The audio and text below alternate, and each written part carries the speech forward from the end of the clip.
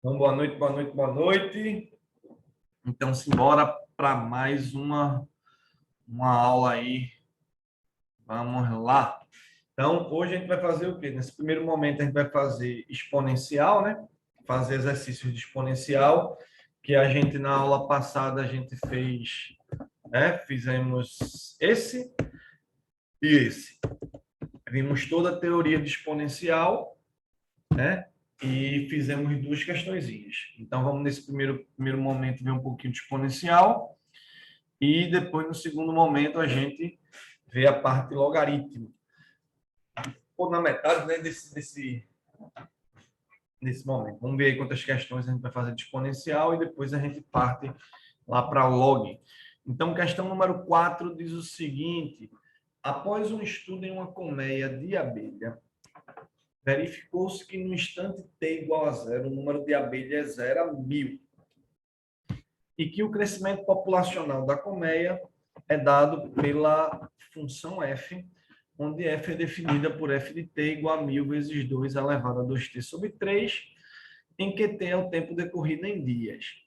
Supondo que não haja mortes na colmeia, em quantos dias, no mínimo, essa colmeia atingirá uma população de 64 mil habitantes? Isso é aquele tipo de questão bem tranquila, né?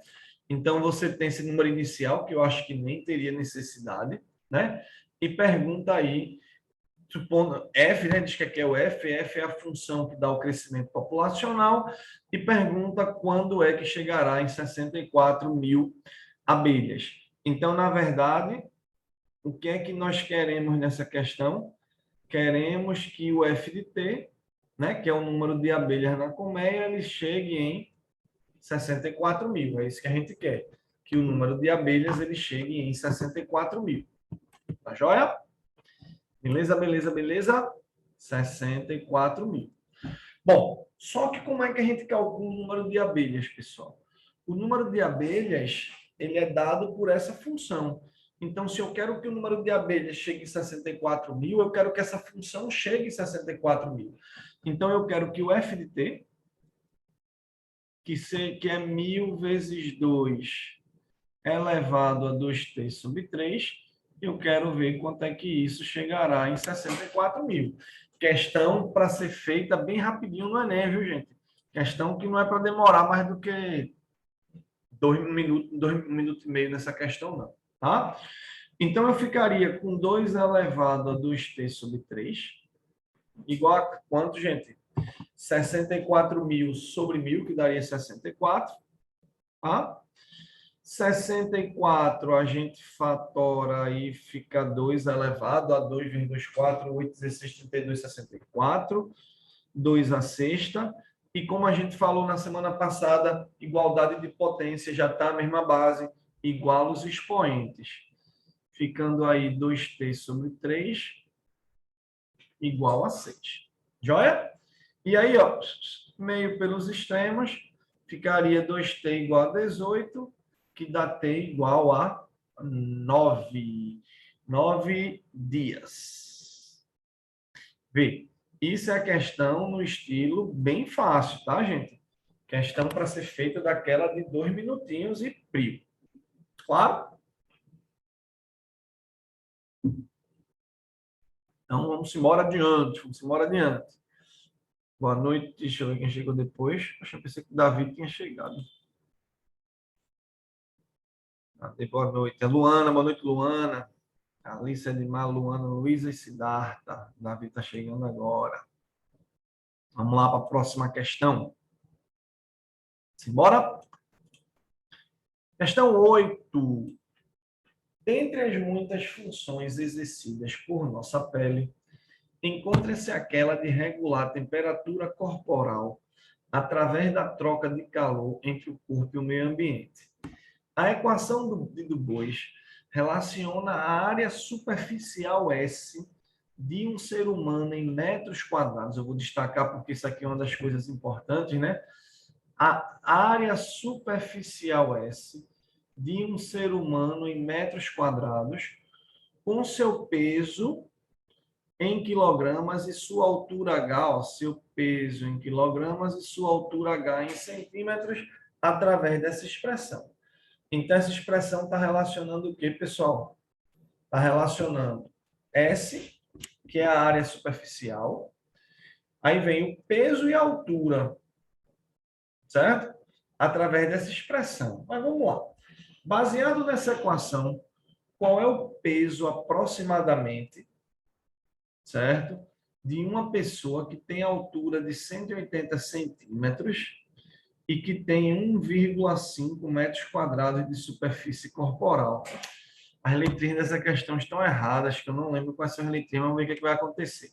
Vê, a gente tem que o S é 0,01 vezes a raiz quarta de Kp ao cubo. Mas não é para ser Kp ao cubo, não. Vamos ver qual é a letrinha aí que a gente vai ajeitar. Ó, a área superficial em metros quadrados. Ele já deu que é uma pessoa que tem 1,5 metros quadrados de superfície corporal. Então, vou trocar o S por 1,5. E aí ele está dizendo aí que é o peso e a altura. Eu acho que esse peso é o K e a altura é H.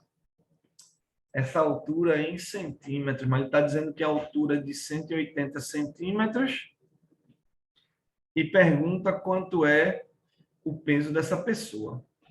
Caramba, a gente era para ser H aqui, agora não sei se no lugar do K ou no lugar do P. Eu vou colocar no lugar do K, tá certo? Se não der no lugar do K, a gente coloca no lugar do P. Então seria K vezes. Quanto é que seria a altura do cara em centímetros? Seria 180 ao cubo, certo? Se por acaso o H não for aqui, aí eu apago e coloco o H aqui, que está com erro de digitação e agora eu não sei qual seria esse erro. Bom, vamos lá organizar isso, né? Isso ficaria 1,5 dividido por 0,01 igual a raiz quarta de K vezes 180 ao cubo. Bom, 180 ao cubo dá um valor bem grandezinho, né?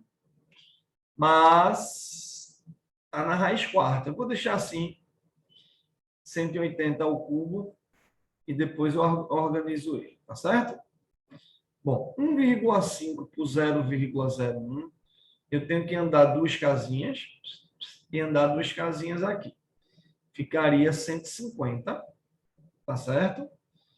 Igual a raiz quarta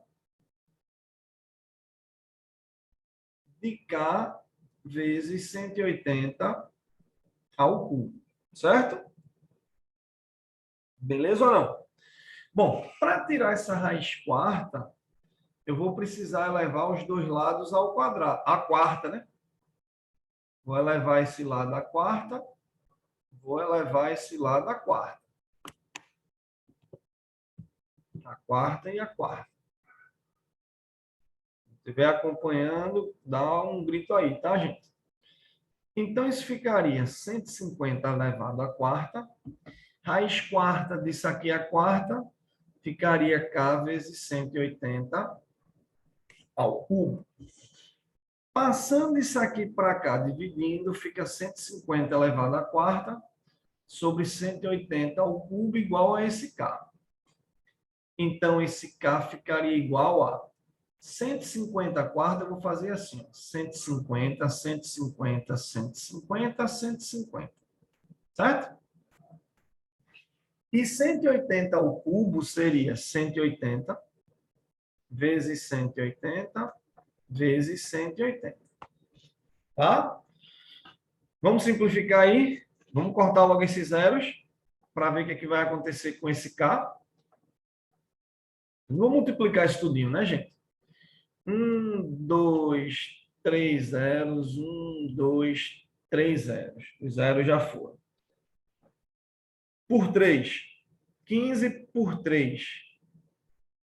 5. 18 por 3. 6.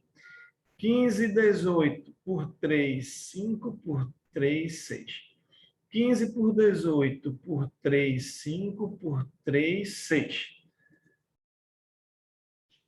E daí tá ficando quanto, pessoal? Vamos ver o que é que sobrou em cima.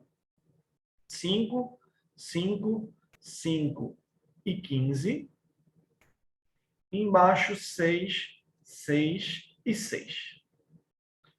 E agora, dá para dar uma simplificada ainda, né? 15 e 5 por 3, 5 por 3, 2. E aí esse K vai ficar 5 vezes 5, 25. 25 vezes 5, 125 vezes 5, 625. Sobre 6 vezes 6, 36. 36 vezes 2, 72. E essa é a única contazinha que eu tenho que fazer. Vejam que eu não fui afobado, digamos assim, para tentar calcular o 180 ao cubo. Vocês estão percebendo, né, gente? Eu fui deixando e fui dividindo aí devagarinho, tá certo? E aí esse K, ele ficaria 625 por 72. Vamos ver se a gente esqueceu algum zero aí. Tá faltando um zero aqui, né, gente? Aqui é 50. Esse zero não cortou, não. 50, 6.250. Então, isso daí é aproximadamente 86,8 em quilogramas. Tá? Vou só consertar um enunciado para a gente ver onde é que está errado. A área superficial S de um ser humano em metros quadrados, com seu peso, aí bota aqui, K, com seu peso K em quilogramas, e aqui no lugar desse pH, né? No lugar desse pH. Joia? Então, faltou aqui o peso K em quilogramas e a altura H. Então, percebam, não fomos com afobação. Se você pega esse tipo de questão e vai com afobação, vou fazer logo 180 ao cubo, aí termina gastando conta demais, né? Ficou claro? Boa noite aí para quem chegou depois, Davi, Iago e Luana. Boa noite. Boa noite, professor. Ficou clara essa questão 8? Vamos para a próxima? Vamos? Foi difícil essa, gente. Eu acho que talvez essa questão que o trabalho uso dela seria você fazer o 180 ao cubo, né? Mas se você observar o que foi que eu fiz, não ficou essa conta tão grande, não, né? A única conta grande ficou um pouquinho, uma continha meio chatinha, porque precisa levar aqui a quarta, mas o segredo, como eu já venho dizendo para vocês, não vai fazer essas contas logo direto, não, porque gasta um tempo aí que não tem necessidade. Então, vai na manhãzinha que você desenrola. Beleza? Questão 10. Com base em uma pesquisa, observe o gráfico abaixo, que indica o crescimento de uma cultura de bactérias ao longo de 12 meses, pela lei de formação representada pela função n de t, Kp elevado a t, onde K e P são constantes reais.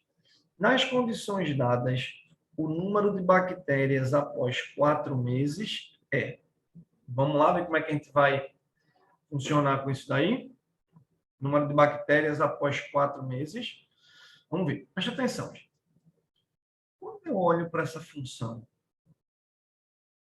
nt igual a k vezes p elevado a t, e olho para esse gráfico, e quero saber o número de bactérias após 4 meses, só não venha com conversa que eu já vi gente, Cleber, faz por regra de 3. Não, pelo amor de Deus. Não existe regra de 3 aqui, não. Não tem proporcionalidade aqui, não, tá? A proporcionalidade a gente só pode estar usando lá em função afim. Função exponencial, logarítmica, quadrática, nada de proporcionalidade. Olha o que a gente tem aí nesse gráfico. A gente está percebendo aí que quando o T for zero, o número de bactérias é 1.200. E quando o T for 12, o número de bactérias é 9.600. Tá claro? Beleza ou não? Então, preste atenção. Eu estou vendo que o gráfico passa por esse ponto.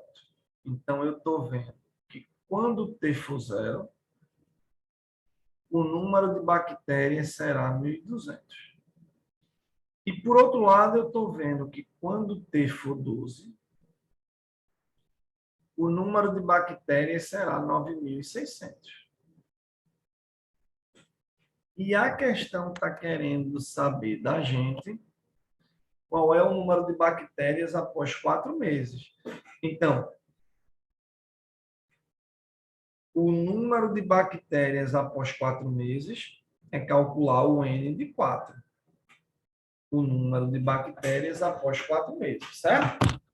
Beleza ou não? E aí, o número de bactérias após 4 meses, obviamente, vai ser K vezes P elevado a 4. E aí, eu preciso descobrir justamente quanto é que isso aqui vai dar. O número de bactérias com 4 meses. Joia? Bom, agora vamos lá. A questão falou que quando T for 0, o N é 1.200, e quando T for 12, o N é 9.600. Então, eu estou vendo isso no gráfico. Então, essa habilidade de olhar no gráfico, pegar os valores, substituir na função e fazer alguma conta, independente de ser exponencial, logarítmica, quadrática, não importa. Essa é uma habilidade que o Enem explora toda a prova, que é pegar gráfico, pegar valores e jogar lá. Meu amigo, você tem que saber. Independente do tipo de função que você estiver trabalhando, você tem que estar sabendo disso. Bom, daí o que é que eu vou fazer com isso daí? Vamos lá. Quando T for 0, o número de pessoas aí vai ser 1.200. Então, quando eu trocar o T por 0, o número de pessoas tem que estar 1.200. Vamos ver como é que eu posso fazer com isso daqui? Trocou o T por 0, vai. Quando eu trocar o T por 0, fica K vezes P elevado a 0. O resultado tem que dar 1.200. Só que P elevado a 0 é 1, né? E K vezes 1 vai ficar K. Então, a gente já descobriu que o K é 1.200. Agora, eu preciso jogar aqui na outra, né, gente? E só com K eu não vou conseguir descobrir o número de bactérias após 4 meses. Mas vamos lá. A questão está dizendo que quando T é 12, o N é 9.600. Então, quando eu trocar o T por 12, vai. Quando eu trocar o T por 12, então fica K vezes P elevado a 12. Quando trocar o T por 12, tem que dar 9.600. Só que a gente já descobriu que o K é 1.200. Olha lá. Então, 1.200 vezes P elevado a 12 igual a 9.600. Daí ficaria P elevado a 12 igual a 9.600 sobre 1.200, o que dá P elevado a 12 igual a 8. Bom, e agora vem o seguinte, o que fazer com isso, né? P elevado a 12 igual a 8. O que é que eu vou fazer com isso? Então, presta atenção. Eu estou com a potência. P elevado a 12 do outro lado, 8. Então, a única coisa que eu posso pensar, se eu estou mexendo com potências e eu estou com esse 8, é tentar escrever esse 8 como potência. E como é que eu escrevo esse 8 como potência? O 8, a única coisa que eu posso fazer é 2 à terceira. Não é não? Aí, beleza, Clebinho, tu escreveu o 8 como 2 à terceira, mas do lado de cá tu ainda tem P elevado a 12. E tu queres comparar com 2 à terceira. O que é que eu vou fazer? Vamos lá. Se eu quero fazer essa comparação, então eu sei que do lado de cá tem 2 à terceira, então do meu lado esquerdo eu preciso escrever alguma coisa à terceira. E se eu estou com P elevado a 12, isso é alguma coisa à terceira. Quanto é que eu coloco aí nesse parênteses? Para ficar certinho. Se é P elevado a 12, e aqui eu estou com Vai alguma... ficar 2 elevado à quarta, né? P a quarta. P a Não, P é a quarta. quarta. Isso. Vamos lá. Bom, se tem P elevado a 12, então aqui ficou P a quarta a terceira. Por que que eu escrevi assim? Porque do meu lado direito não está 2 a terceira, então para poder comparar tem que escrever alguma coisa a terceira. Então, P a quarta a terceira, 2 a terceira. E agora, se essas coisas são iguais, eu estou vendo que o P a quarta é 2. E é isso que eu tenho.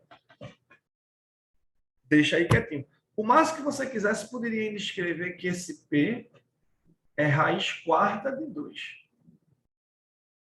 Certo? Beleza ou não? Kleber, quanto é raiz quarta de 2? É raiz quarta de 2. Não tem o que fazer mais com raiz quarta de 2, não. Chegou em raiz quarta de 2, já deixou raiz quarta de 2.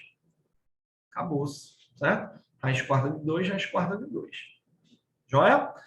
E agora eu venho para cá. Ó. Eu não quero calcular um n de 4. Se eu quero calcular um n de 4, vem comigo. N de 4. Eu já tenho quem é o K, não já? Tenho ou não tenho? Tenho. Quem é o K? O K é 1.200.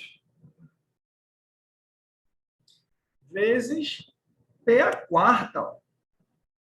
Já está aqui prontinho. Ó. P a quarta. Pô. E P a quarta é 2. E aí já ficou bonitinho. Se não tivesse ficado, eu tenho que botar a raiz quarta de 2, se fosse o caso. Mas aí eu já descobri que o número de bactérias com 4 meses vai ficar 2.400. Beleza? Outra questãozinha bem massa. Só escolher mais legais, né, gente? Para o Enem. Ok? E aí? O que acharam dessa? Mais fácil ou mais difícil que a outra? Bem mais fácil. Fácil? O negócio foi aquele PA12 igual a 2 a terceira, né? É a única coisa que tem que se ligar, né? Para fazer mexer aí para aparecer o P a quarta. Beleza? Opa, passou direto aqui. Vamos para a próxima? Legalzinha essa, né? Vamos seguir. Vamos para a próxima.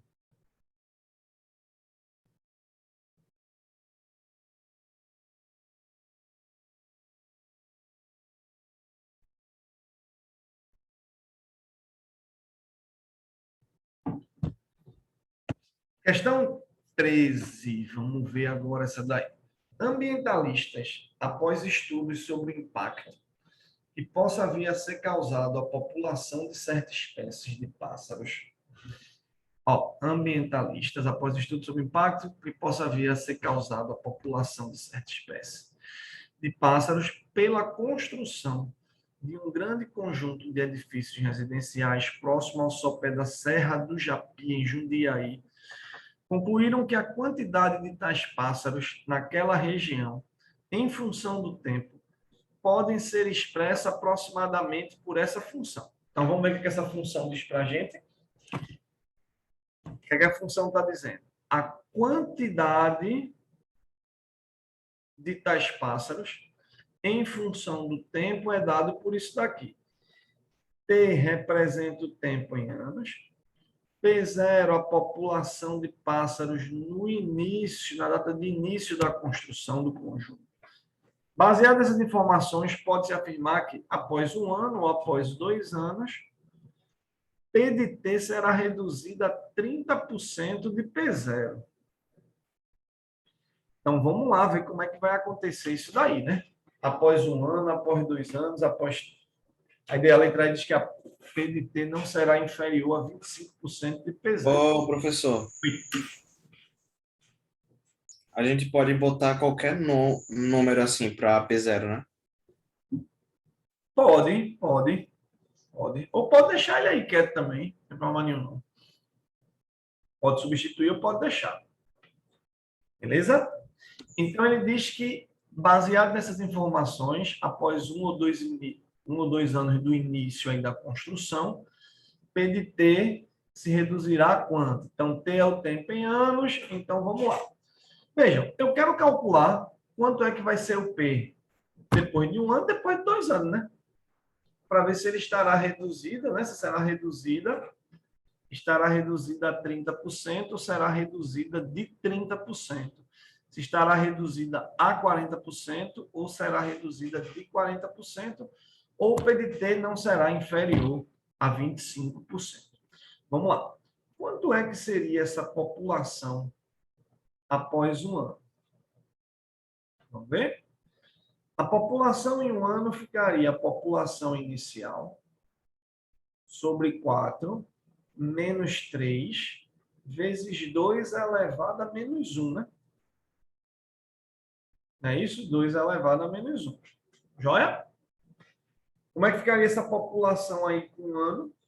Ficaria P0, 4, menos 3 vezes... Quanto é 2 elevado a menos 1, gente?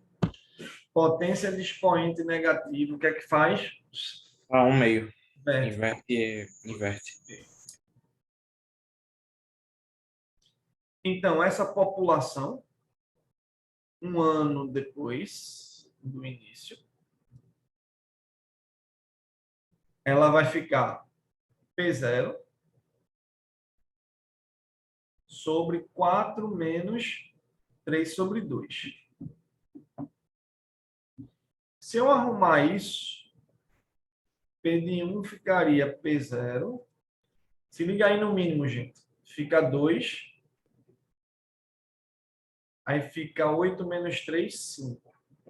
Então, um ano depois, repete a primeira, multiplica pelo inverso da segunda, e aí eu encontro que esse P de 1, 2 sobre 5 dá 4 sobre 10. É 0,4 P0.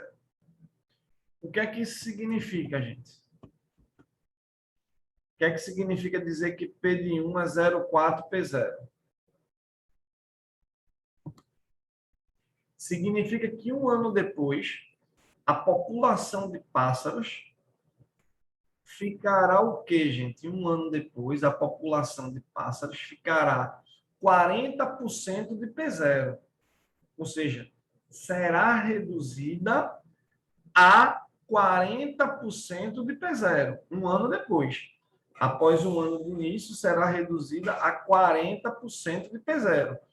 Ou seja, um ano depois, essa população de pássaros, ela foi reduzida de 60%.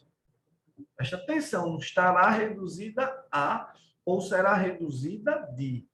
Se a população, um ano depois, ficou 40% da inicial, como vocês estão vendo aí, população 40% da inicial, então isso significa que ela foi reduzida a 40% de P0. Ela está sendo 40% de P0. Mas, em outras palavras, eu posso dizer que ela reduziu de 60%. Joia? Que nem está na letra A nem na letra B, né? Beleza? E agora eu preciso ver o P de 2.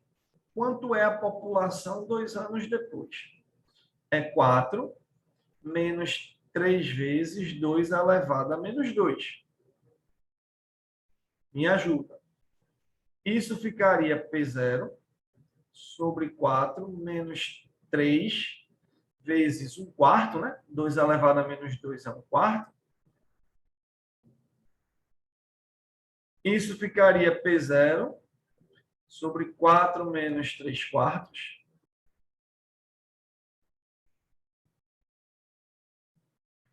E aí, P de 2 ficaria P0, o mínimo aqui dá 4, 4 por 1, 4 vezes 4, 16.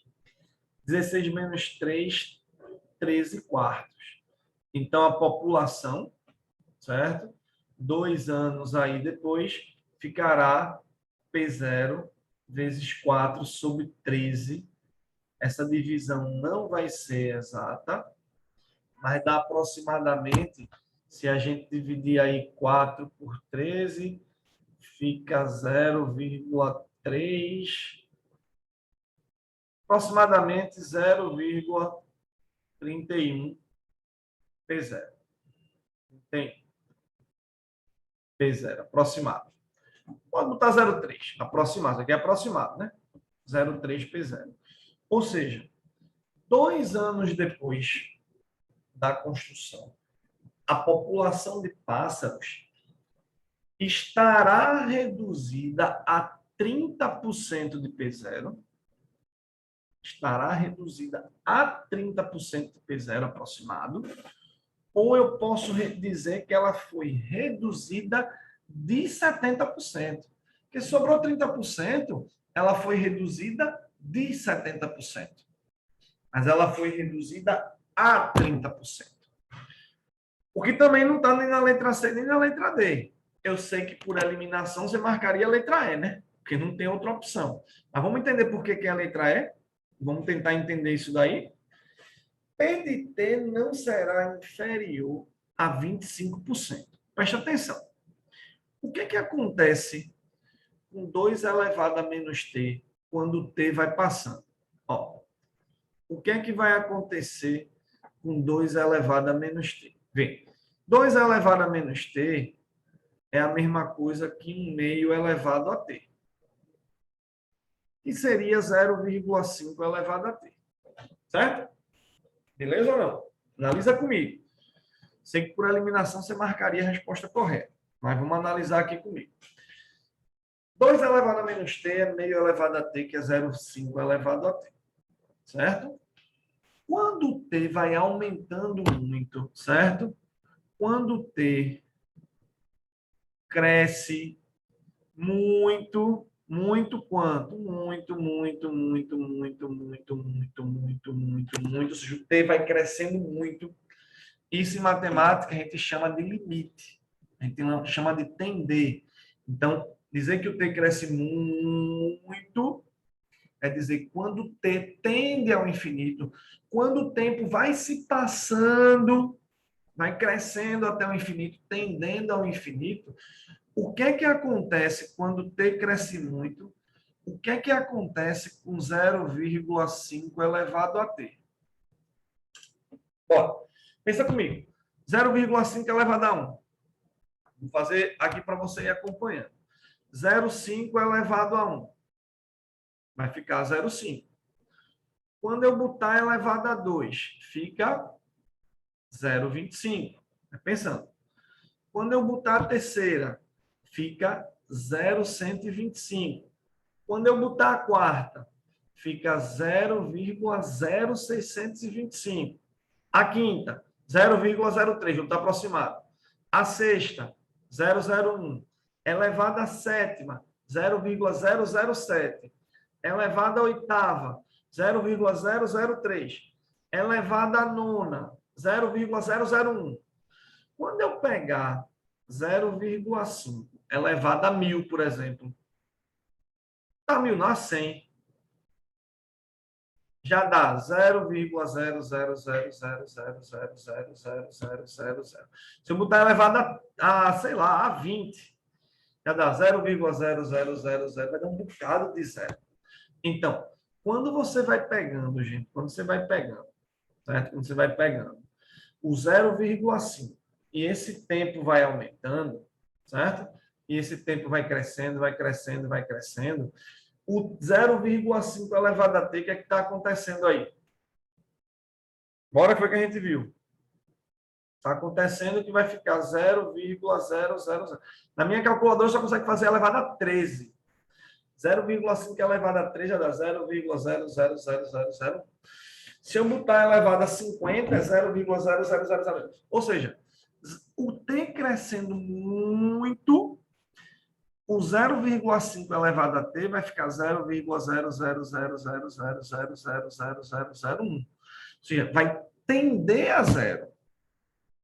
O t crescendo muito, muito, muito. O limite, quando t tender ao infinito, a gente escreve isso assim, ó, formalmente falando, só por curiosidade. A gente escreve assim, ó, limite de 0,5 elevado a t, quando t tende ao infinito, isso vai chegar em zero. Isso é a linguagem matemática formal para isso. Clebinho, não precisa saber limite para o Enem? Não, você precisa saber o que acontece com esse comportamento.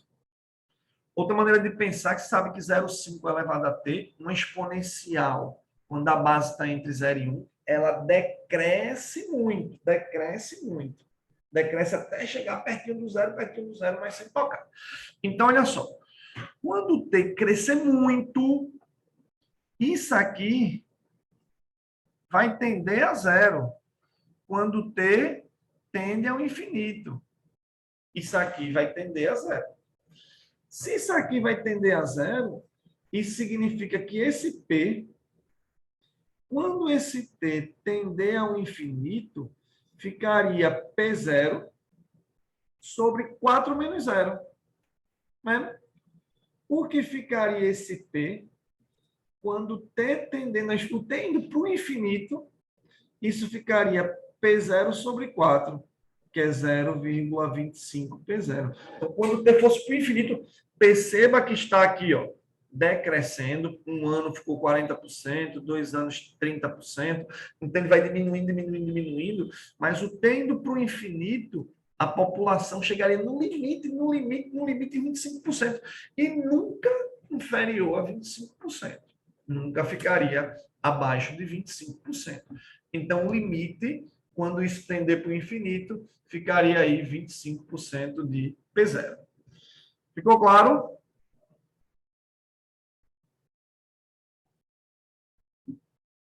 Beleza? Então, vamos embora adiante para a próxima. Alguma dúvida aí nessa, gente? O que é que acharam dessa? Por eliminação, a letra vai ficar bem de boa, né? Mas tem que se ligar nisso. Vamos para a próxima. Vê aí o que vocês acharam dessa questão. Assim, eu fico com raiva do Enem, sinceramente. Porque você faz um monte de cálculo para não ser nenhuma. Aí você volta a outra, né, por eliminação. É, mas dá para você fazer aí, tá aí sim. Essa história do tender é algo que a gente precisa se ligar. Precisa se ligar. Importante, importante. Ver o que acontece com o exponencial. Nota aí para a gente para a próxima.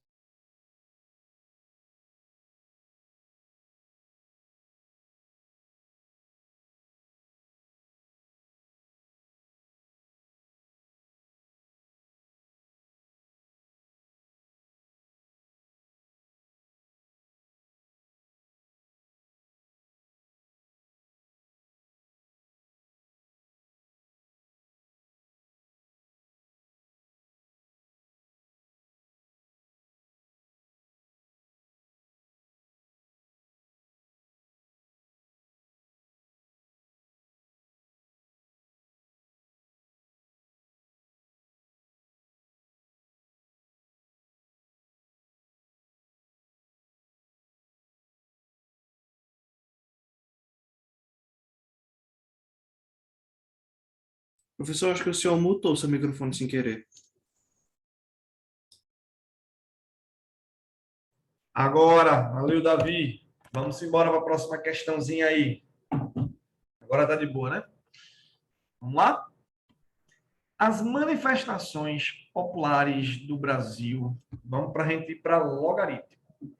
As manifestações populares do Brasil, iniciadas em junho de 2013, colocaram milhares de brasileiros nas ruas, reivindicando melhorias no transporte público, educação, saúde, segurança e combate à corrupção. Considerando que uma manifestação iniciada às 17 horas tenha 100 participantes e que esse número triplique em relação à hora anterior. Gente, essa questão não preciso montar nada. Isso é aquela questão do Enem, mais uma do Enem de 1 minuto. Mais uma de 1 minuto. É peipito essa questão. Tem tempo para perder, não.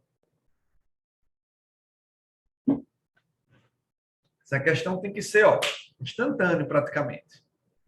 Se ligaram? Porque, ó, é muito tranquilo, pô. 17, 18, 19, 20 e 21. Então, tem muitas e muitas e muitas questões no Enem nesse estilo que você faz quase que instantaneamente. Quase que instantaneamente. Estão me entendendo? Então, seria algo topado. Fazer assim, ó. Quantas pessoas tem aqui? 100. Aí, vezes 3, triplica, né? Isso em relação ao ano anterior. Vezes 3, vezes 3. Acabou-se. Então, 100 às 17, 18, 300, 19, 900 às 20 horas. 2.700, 21 horas, 8.100. Acabou-se. Agora, vem sempre aquela pergunta, mas Clebinho, e se por acaso fossem uns valores muito grandes, eu ia fazer um por um, é? Dependendo dos valores, não, né, gente? Porque dependendo dos valores, um por um ia ser uma covardia muito grande, né? A gente fazer um por um, é um trabalho insuportável. Mas, se você tivesse valores muito grandes, você poderia se ligar ao que está acontecendo. Ó. 18 horas foi 100 vezes 3. 19 horas foi 100 vezes 3 vezes 3. 20 horas, 100 vezes 3 ao cubo. 21 horas, 100 vezes 3 à quarta. Então, após T horas do início, certo? Após T horas, o número de participantes seria 100. Após T horas, o número seria 100 vezes 3 elevado a T. Então, você poderia montar a função e chegar lá, sem maiores problemas. Beleza?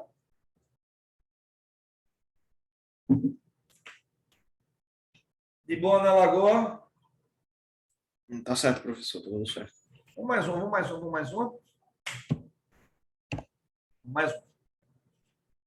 A gente para logaritmo, logaritmo, logaritmo, logaritmo.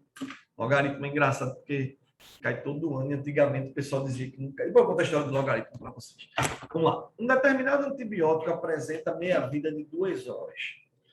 Ou seja, após 2 horas, metade da quantidade existente no organismo é eliminada.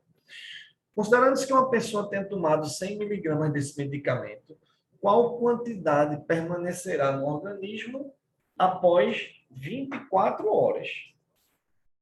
Vamos lá? Então, preste atenção. Meia-vida de quanto? 2 horas. Então, a cada 2 horas, metade cai fora, não é isso? E eu quero saber se a pessoa tomou 100 após 24 horas. Gente, se a meia-vida de 2 em 2 horas, 24 horas seria 12 meias-vidas, né? Vocês sabem, já viram lá em química como é a função de meia-vida? Já viram? Ó, se lembrar, pode ir direto. Se não lembrar, faz assim. O cara tomou quanto? 100 miligramas, certo? Beleza ou não? 2 horas depois, foi o que aconteceu. Sobrou quanto? Se a meia-vida de 2 horas depois, ele só tem a metade, né? 50. A metade seria 100 vezes 1 meio. Pegar a metade e né, multiplicar por 1 meio, não é não? Então, metade vezes 1 meio. Após 2 horas. Certo? Com mais 2 horas, seria 100 vezes 1 meio. Mas para pegar a metade, não é só multiplicar por 1 meio. Então, seria 1 meio vezes 1 meio. Seria 1 meio elevado a 2. Mais 2 horas. Ficaria 100 vezes 1 meio a terceira. Com mais 2 horas. 100 vezes 1 meio elevado à quarta. E assim segue. Então, qual é a quantidade da substância que ficará no organismo após 24 horas? E aí você percebe qual é a lógica do negócio, né? O valor inicial não era 100? Então, aqui, 100 vezes 1 meio elevado a 1. Mas vê, 2 horas só passou uma meia-vida. Então, é o tempo sobre 2. Por que sobre 2? 2 é o tempo de meia-vida. Aqui foi quanto? 100 vezes 1 meio elevado ao quadrado. Veja que aqui são 2 horas, por isso ficou 2 sobre 2. 4 horas, 4 sobre 2. Aqui, 6 horas, 6 sobre 2. 8 horas, 8 horas, 8 sobre 2. Então, qual é a quantidade, vamos escrever aí, qual é a quantidade dessa substância no organismo após T horas. Então, seria 100, que é a quantidade inicial ingerida, multiplicado por 1/2, elevado a T sobre 2. Por que T sobre 2? Porque o tempo de meia-vida é 2. Se o tempo de meia-vida fosse 5 horas, seria T sobre 5. Tá? Poderia até escrever assim, ó, meia-vida. Você já viu esse negócio de meia-vida, né? Se não viu, se liga aí. A gente usa mais em química. Então, a quantidade após um tempo T é a quantidade inicial vezes 1/2, por isso que é meia-vida, elevado a T sobre T0, ou T, TM, TI, sei lá. Esse TI é o tempo de meia-vida, tá?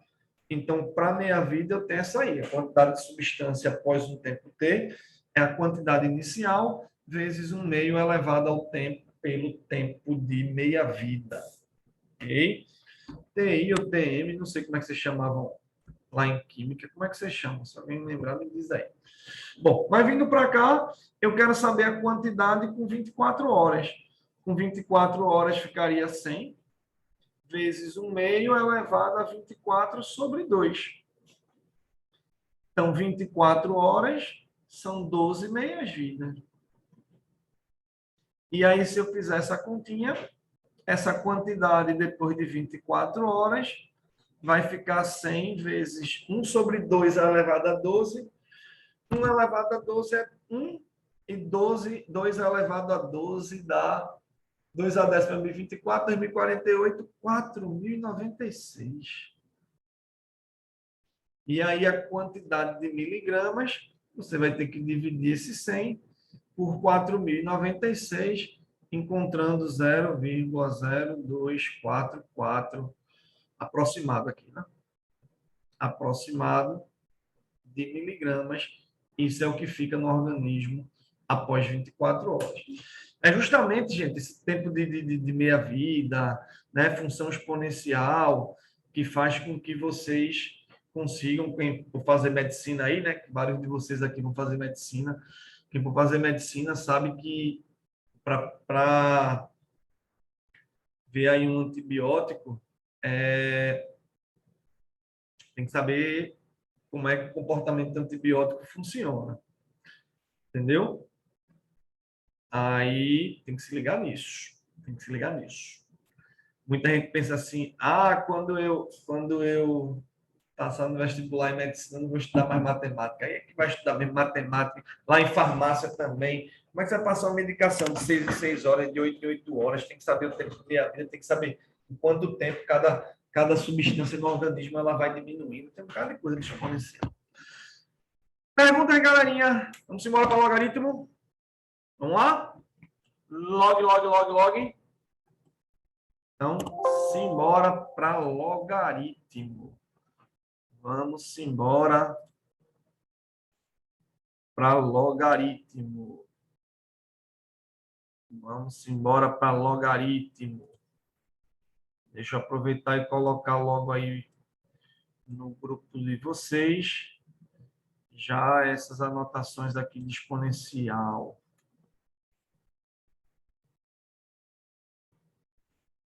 Porque aí agora vamos embora para log.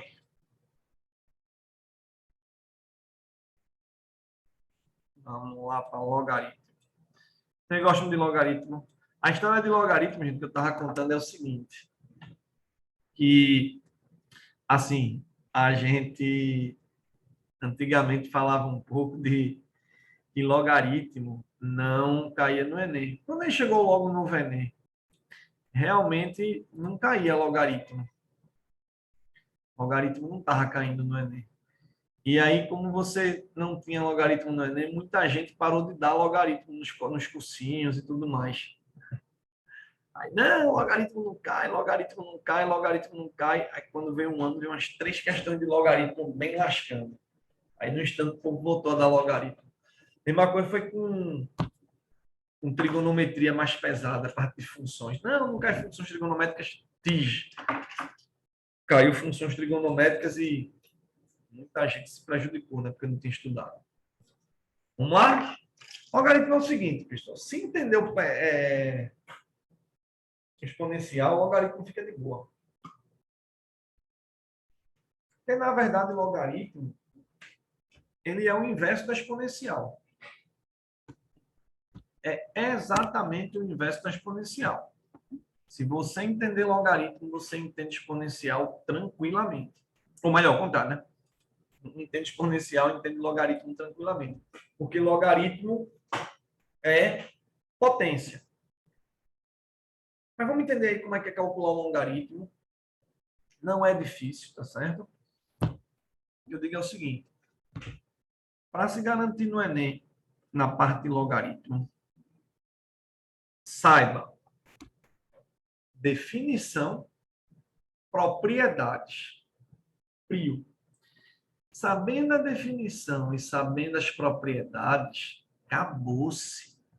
É só usar um pouquinho da criatividade. Assim, não precisa estar se preocupando com os detalhes muito grandes, não. O logaritmo poderia puxar bem muito detalhe com você, mas não é o objetivo do Enem. O objetivo do Enem é saber se você conhece definição e propriedades. Já teve questão de logaritmo difícil? Já.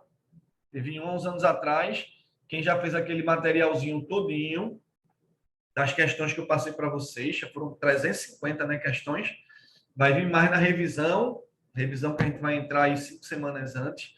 Então, quando chegar na revisão, vou botar mais umas 100 mais ou menos para vocês, tá certo? E aí, quando chegar no mês de revisão, a gente vai ver outras questões. Mas quem fez as questões que eu passei deve ter passado por uma questão de uma função logarítmica que era o para-brisa de um carro. Para-brisa de um carro, não, o vidro de um carro. E aí era uma questão que ele pedia lá, falava do vidro do carro, que é o comprimento máximo e tudo mais. Então, quem passou por essa questão, Leiria passou impossível, né? Essa questão é uma questão do Enem, que foi trabalhosa. Muita gente tirou com ela, né? É uma questão trabalhosa, quase impossível.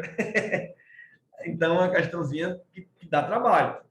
Mas tem questão difícil também no Enem de logaritmo. Acontece, como aconteceu essa daí. E Leiria está dizendo que é impossível, mas não é impossível, não. Vamos lá. Então, questão de falar de logaritmo é falar do seguinte. Vamos lá. O que danado é um logaritmo? Então, vamos destacar aqui o que a gente precisa saber de importante sobre logaritmo, tá?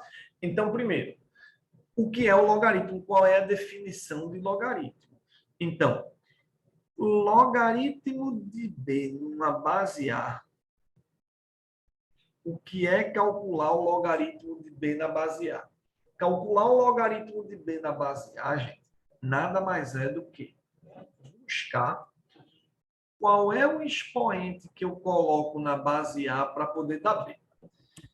É tipo assim, se você tiver um logaritmo de B na base A, você tem que descobrir o quê? Que expoente eu coloco em A para poder dar B. Certo? Então, a definição de logaritmo é justamente essa. Log de B na base A igual a X é descobrir que expoente a gente coloca na base A, que expoente a gente coloca na base A para poder encontrar esse B. Essa é a definição de logaritmo. Que expoente eu coloco na base A para poder dar B. Tá? Esse A, que é o carinha que aparece aqui, é a base do logaritmo. Esse B que aparece aqui, não precisa se preocupar muito com o nome de B, não. Mas é logaritmando ou antilogaritmo. E X é o resultado, né? O mais que você precisa saber o nome é a base, né? Log de B na base A igual a X, é buscar que expoente eu coloco em A para poder dar B. Tá? Agora, tem algumas condições para que o logaritmo exista. E essas condições são muito intuitivas, certo? A base tem que ser positiva e diferente de 1, e o logaritmando tem que ser positivo. Base positiva diferente de 1 e logaritmando positivo. Beleza? Por que essas condições elas devem existir? Porque é tipo o seguinte, ó. Imagina, tu querer calcular o logaritmo, por exemplo, de -8 na base 2. Tem sentido? Não tem nenhum sentido. Como é que vai calcular o log de -8 na base 2? É sem lógica, gente. Não tem como. Por que não tem como? Porque calcular o log de -8 na base 2 seria buscar que expoente eu colocaria em 2 para dar -8. Qual seria o expoente que eu coloco em 2 para dar -8? Não tem. Não tem. Obviamente que a gente está no conjunto dos números reais. Não tem. Não tem como. Certo? 2 elevado a alguma coisa para dar 8, não tem como. Não tem, não tem, não tem. Não tem como botar um expoente aí para dar 8. Não tem, não tem. Percebe? Por isso que o logaritmo não pode ser negativo.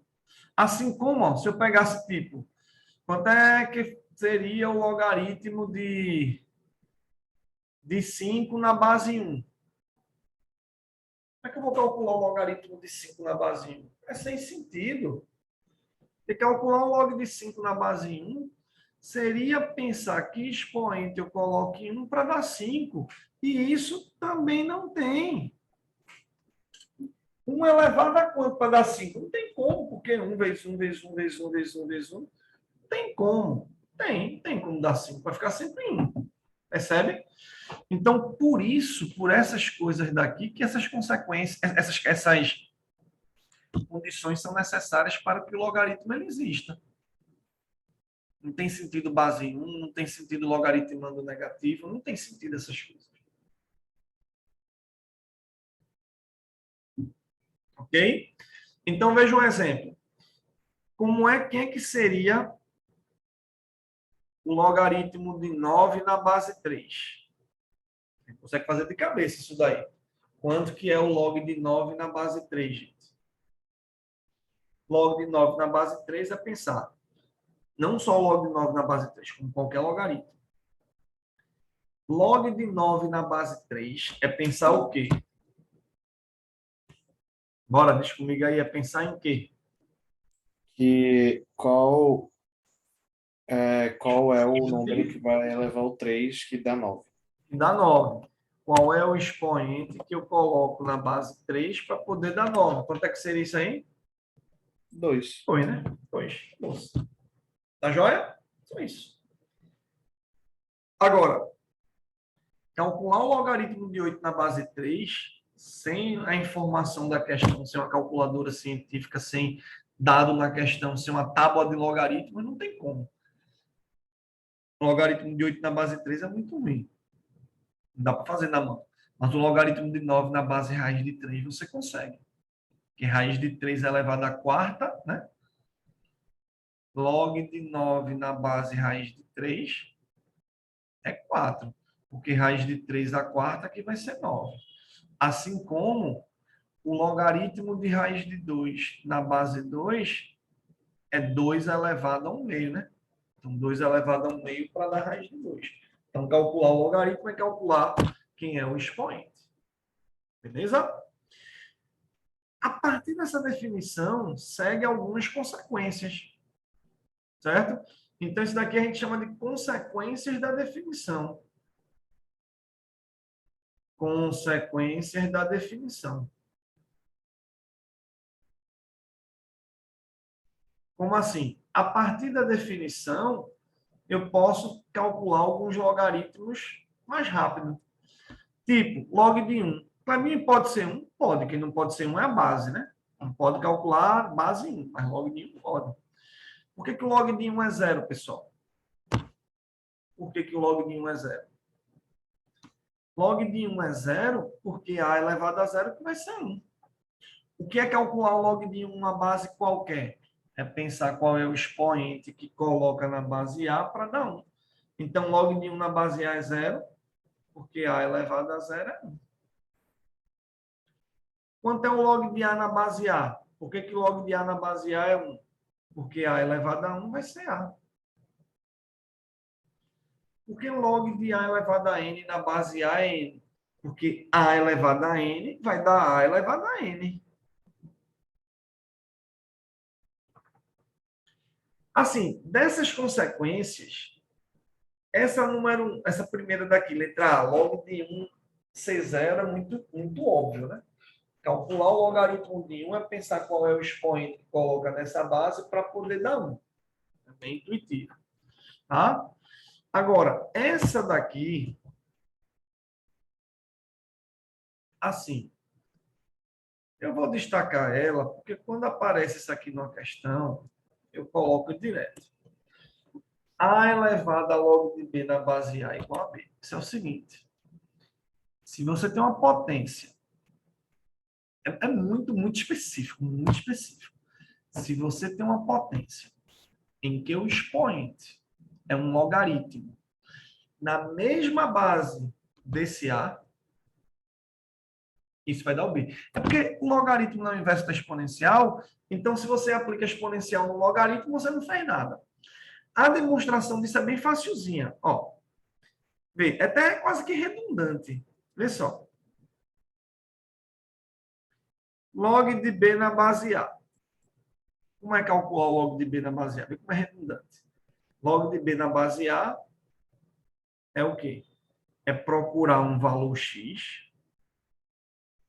de maneira que esse X seja expoente do A para poder dar B. Concorda? Então, log de B na base A, se eu chamar de X, é o quê? É pensar que expoente coloca em A para poder dar B. Tá joia? Aí daqui vê como é que fica óbvio. A elevado a X não é B? Só que quem é o X? Eu uso a própria expressão. Ó. Quem é o X? X não é log de B na base A? Não. Então, ó, isso ficaria A elevado a X, mas quem é X? Log de B na base A. Isso igual a B. É justamente essa expressão. Pegar isso aqui e substituir dentro dela mesma. Porque um exponencial é o inverso do logaritmo. O logaritmo é o inverso do exponencial. Então, se eu aplico a exponencial no logaritmo, eu volto para o valor inicial. Então, A elevado a log de B na base A é o próprio B. Beleza? Tranquilo ou não? Bom, vamos pegar esse exemplo. Log de 16 na base 2 menos log de 32 na base 4. Ó, log de 16 na base 2 é bem de boa, né? Vamos fazer aqui. Quanto que é o log de 16 na base 2? Esse faz de cabeça. Log de 16 na base 2 é pensar qual é o expoente que coloca na base 2 para dar 16, gente?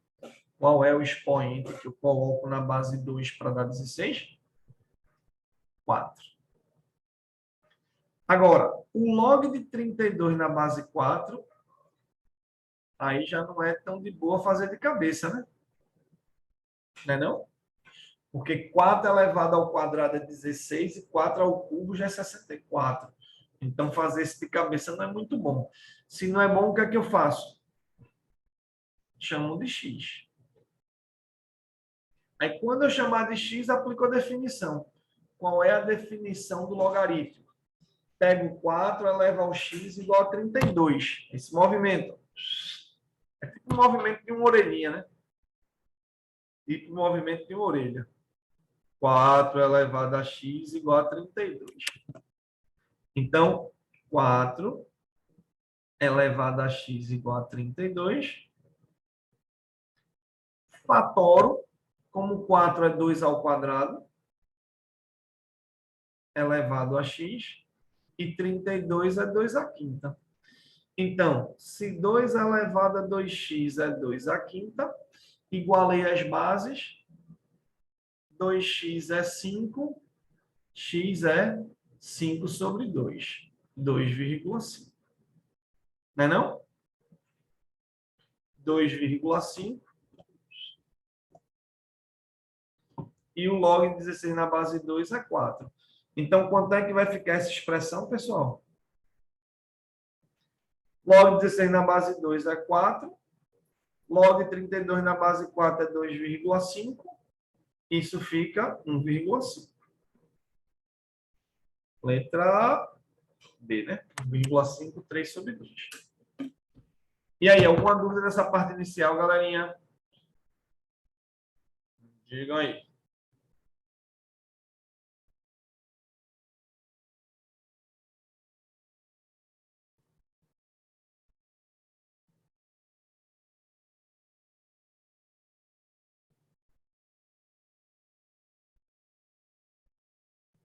Vamos lá adiante.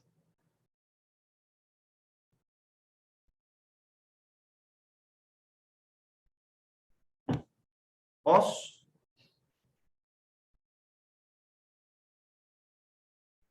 Bom, o que é o logaritmo decimal e o que é o logaritmo natural? Vê, logaritmo decimal e logaritmo natural é a mesma coisa, não. São duas coisas que você tem que chamar a atenção, que tem o mesmo objetivo, que é escrever o logaritmo, você tem que colocar a base para ficar mais prático.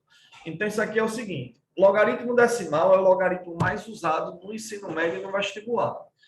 Então, logaritmo decimal, o que é o logaritmo decimal?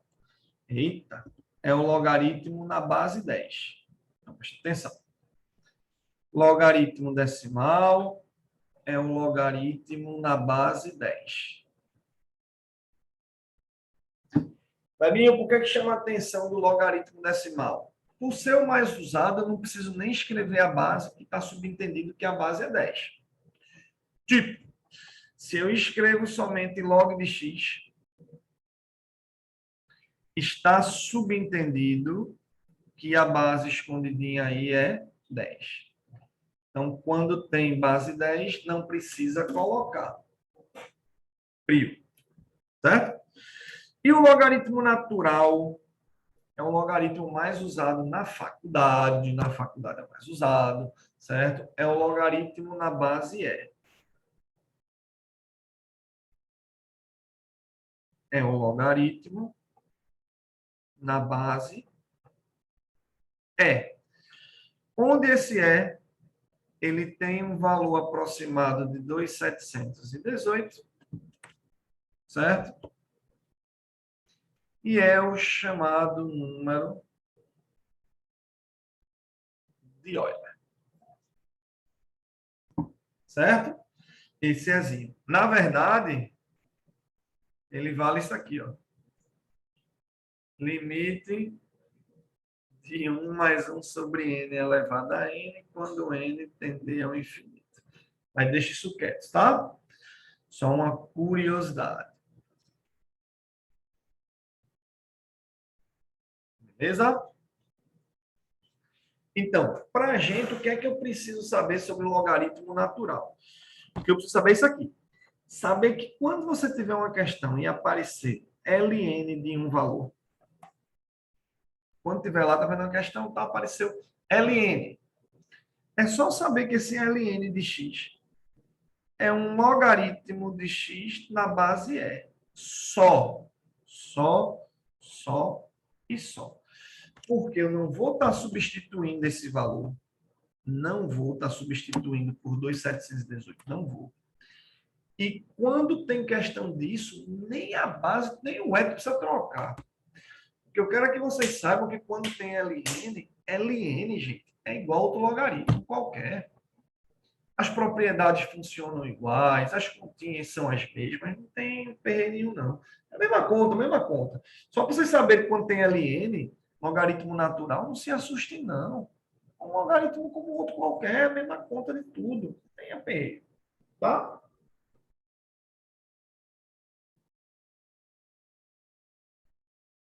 Beleza, pessoal? Vamos para as propriedades. Como eu disse, definição e propriedades, acabou-se. Vai conseguir resolver todas. Claro que tem algumas bem difíceis, né? Você já falou aí que tem uma quase impossível aí, né? Mas, vamos embora. É usar definição, propriedades e treinar. Propriedades de logaritmo. Vamos lá, quais são as propriedades de logaritmo? Então, presta atenção e aí dá destaque, porque isso é uma das coisas mais importantes que tem sobre logaritmo. E cuidado também para você Não confundir as propriedades. As propriedades, elas são bem amarradinhas. Não pode confundir, não, tá? Vamos lá. Propriedades de logaritmo. Arruma um espaçozinho para saber. Né? Estou vendo até agora esse assunto nos primeiros anos. Lá com o pessoal do primeiro ano que eu estou vendo logaritmo, eu chia muito no começo, né, quando vê. Porque são, sei lá, quer pensar, não sei, mas é só saber definição de propriedades, acabou-se. Vamos lá. Olha só. O que é que a gente tem que saber sobre logaritmo? Primeiro, logaritmo do produto é a soma dos logs. É conhecer mesmo as propriedades. Agora tem um detalhe, né? Cada propriedade dessa pode ser provada, tá, gente? Mas não tem sentido a gente provar tudo, não, senão a gente vai acabar logaritmo nunca, tá? Mas cada propriedade de logaritmo pode ser provada. Toda ela tem uma demonstração. Mas para a gente é mais direto, né? Log do produto é a soma dos logs. Logaritmo da divisão. Depois eu subo lá para o logaritmo da divisão é a diferença dos logs. Logaritmo do produto é a soma dos logaritmos. Logaritmo do quociente, divisão dos logaritmos, subtração dos logaritmos. Mas lembre que essas propriedades também a gente pode ir da direita para a esquerda, tá? Log do produto é a soma dos logs. Direita para a esquerda, soma dos logs é log do produto. Essa de baixo. Log da divisão, diferença dos logs. Diferença dos logs, log da divisão. Tá? Aqui é 2. Logaritmo de uma potência. Logaritmo de uma potência.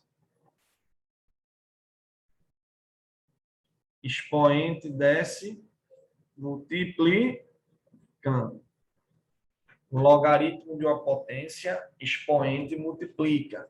Então, log de b elevado a n numa base A, fica n vezes log de b na base A. E o retorno sempre verdadeiro. Se tem um número multiplicando, posso jogar ele para o logaritmo como expoente. Vou colocar um aqui que é interessante vocês fazerem, tá certo? Também, propriedade 5. Vou colocar aqui 5. Aqui. 5. Se você tiver um logaritmo, certo? De b numa base a elevado a n, presta atenção. Essa 2 é logaritmo de uma potência. Expoente veio multiplicando aqui direto. Primo. Então, quando o expoente está aqui em cima, vem multiplicando.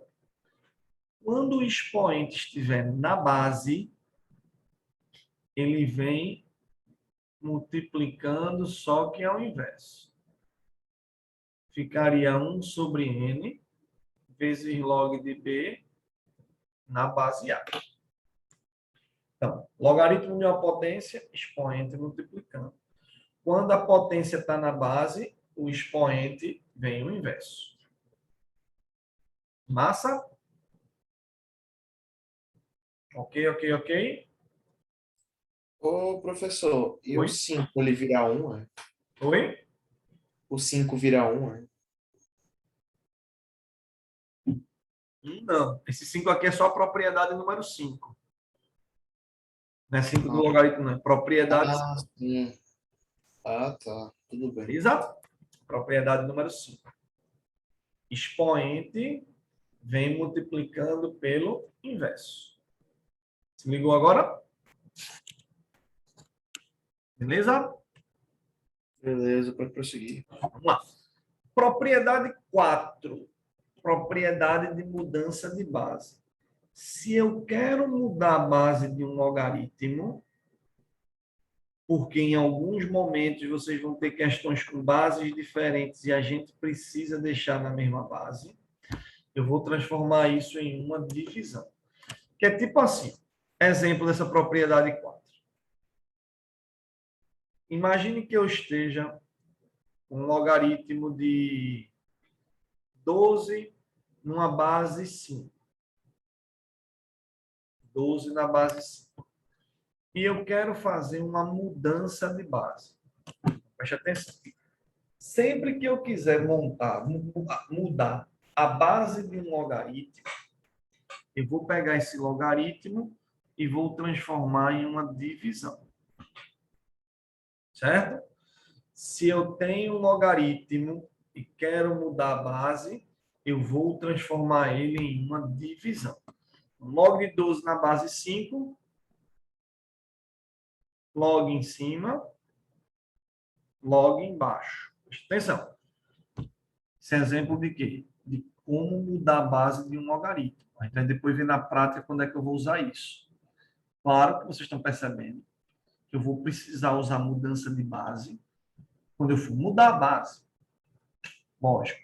Então, se eu estou com um log de 12 na base 5 e quero mudar a base, qualquer logaritmo que eu quero mudar a base, eu vou transformar numa divisão. Log em cima, log embaixo. O 12 vem logaritmando aqui. O 5 vem logaritmando aqui embaixo.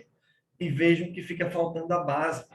E você coloca a base que você quiser. Desde que a base de cima seja a mesma de baixo e, obviamente, satisfaça as condições de existência. Ah, Clebinho, eu quero colocar na base 8. Beleza, então coloca aqui. 8. 8. Claro? Beleza, beleza, beleza? Então, essa é a ideia. Se eu quero fazer a mudança de base de um logaritmo, eu vou transformar esse logaritmo em uma divisão. Log, log. Logaritmando vem para cima, base vem para baixo, você coloca a nova base que você quiser. Tá certo? Beleza? Aí, assim, logaritmo é isso. Definição. Qual é o expoente que coloca naquela base para poder dar o logaritmando. Propriedades. Log do produto, soma dos logs. Log da potência, expoente multiplicando. Log da divisão, diferença dos logs. Mudança de base, que nem é tão usado. Geralmente usa mais essas 3 primeiras daqui. Inclusive, aquela questão aí que Leiria falou que era impossível, só vai usar essas 3. Foi uma do Enem de uns, acho que 8 anos atrás, 8, 9 anos atrás. Foi uma questão, como a gente comentou aí, né, bem trabalhosa. Beleza? Vamos seguir? E o cologaritmo também, gente... Olha, eu nunca vi no Enem uma questão aparecendo cologaritmo, não. Mas tem que falar, né? Vai que acontece. O cologaritmo é só botar um menos. Colog de A na base B é menos log de A na base B. Aí você pensa, mas por que não colocou logo menos? Para quem inventar esse negócio de colog? Porque tem, né, gente? Tem, tá aí. Mas não é muito importante isso, não. Portanto, como eu disse, o basicão, assim, tem que saber de todo jeito, definição e as 3 propriedades. O restante é que aí você vai para crescer seu nível, né? Mudança de base, quando os point está na base, aí já ficam as questões mais difíceis, tá? Joia? E do mesmo jeito que a gente viu em exponencial, o logaritmo também tem função. Também tem função. E aí a mesma ideiazinha lá de exponencial. Preste atenção que eu vou dar uma pincelada bem rápida para a gente começar a fazer questões que é mais importante, tá? Como eu disse, não quero gastar tempo em logaritmos porque não é aquele assunto que vai cair 10 questões, não. 3 questões, 4. É 1, 2 no máximo. E geralmente simples, tá? Vamos lá. Então, a função logarítmica, por definição, beleza? Tranquilo aqui? A função logarítmica, grava isso aqui, as propriedades, grave. A função logarítmica, ela é, por definição, uma função do tipo f de x igual a log de x na base A. Claro que a base tem que ser positiva diferente de 1 e o logaritmando tem que ser um número positivo. Ó, isso é, por definição, uma função logarítmica. O que é que eu tenho que saber de função logarítmica? Vamos lá. Que se a base for maior que 1, mesma ideia de exponencial. Se a base é maior do que 1, ela é uma função crescente.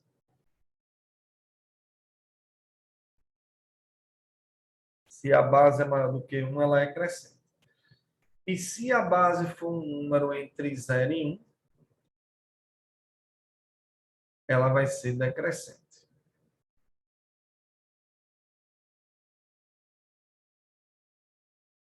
Massa? E o jeitão, né?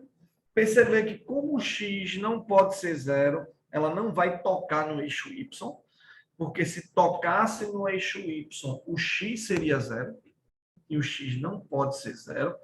Portanto, o eixo y é uma reta, lembram? Assíntota. Assíntota, melhor botar aqui mais para baixo, que é mais bonitinho. É uma reta assíntota, o eixo y é uma assíntota. A gente falou de assíntota lá exponencial, que é o nome da reta que a curva fica muito perto, mas não toca. Então, percebam que se a base é maior do que 1, a curva ela é crescente, mas como o logaritmo ao contrário da exponencial, como o inverso da exponencial, né?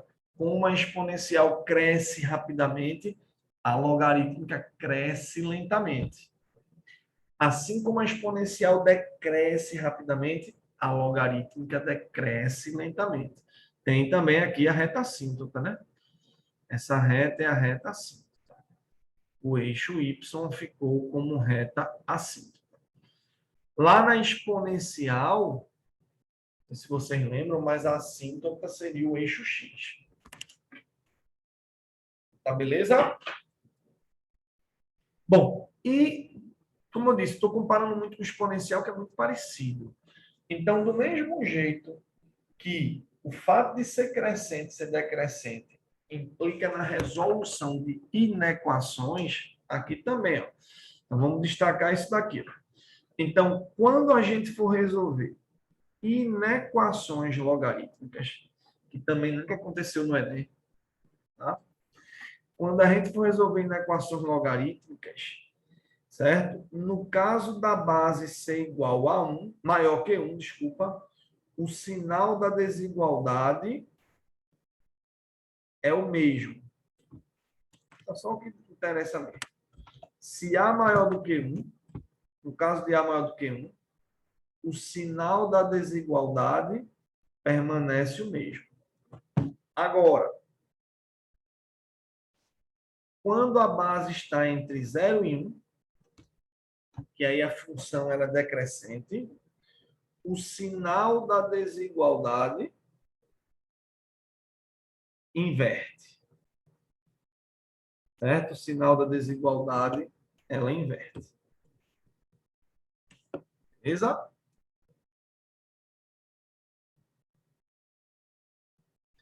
Então, é isso que acontece quando a gente vai trabalhar com inequação logarítmica. Pelo fato da base maior do que 1 implicar numa função crescente, que significa que quanto maior o logaritmando, maior vai ficando o logaritmo, e aí você mantém o sinal da desigualdade, tipo, se é maior, continua maior, se é menor, continua menor. Quando tiver base entre 0 e 1, aí vai inverter. Porque base entre 0 e 1, a logarítmica é decrescente. Aí, quanto maior o logaritmando, menor vai ficando o resultado. Joia? Vamos ver na prática, né, gente? Porque é o que interessa. O logaritmo é fazer um resumo aí da teoria. Tentei fazer um resumo bem rapidinho aqui, certo? E agora a gente vai lá para a parte dos exercícios. Beleza?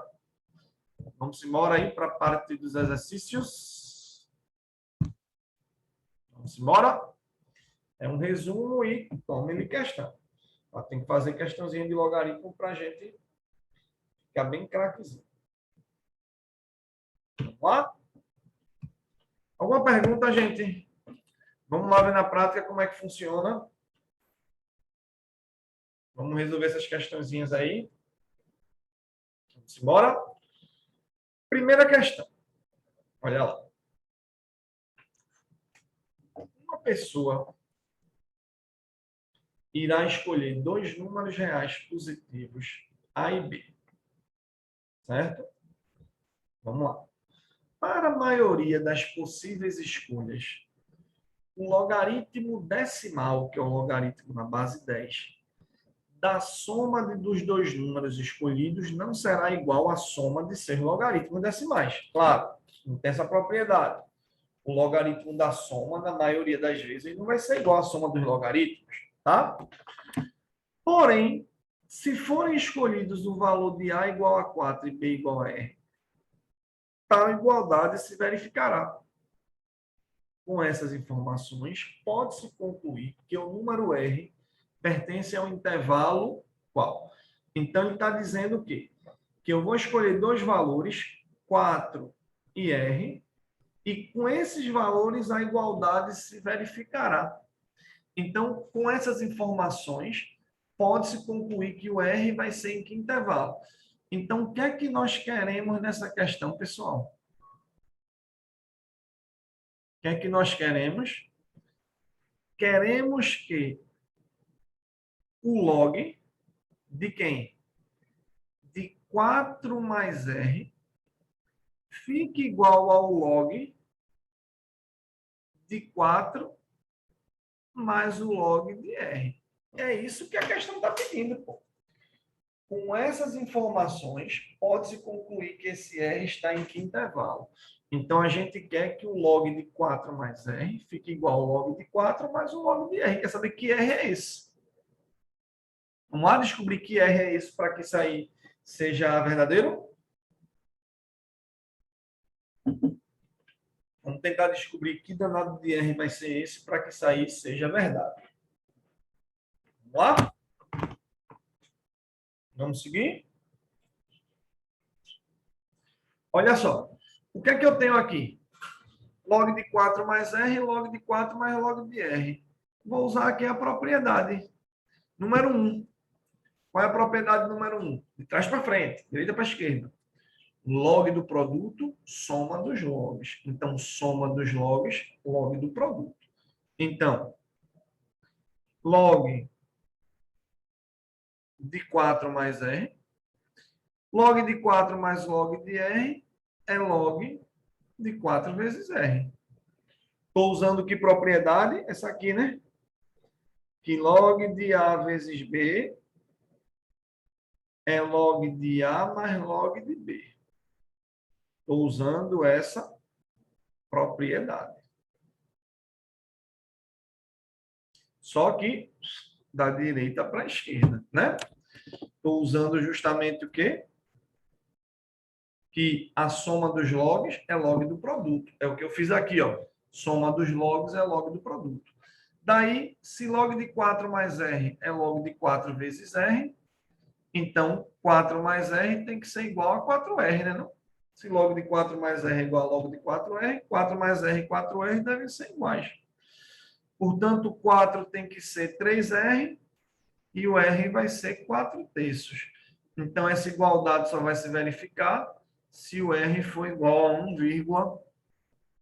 1,33333.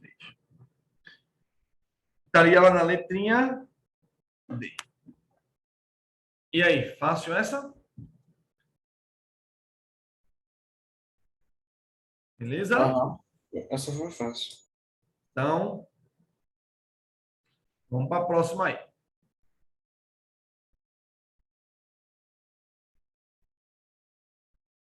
Vamos seguir.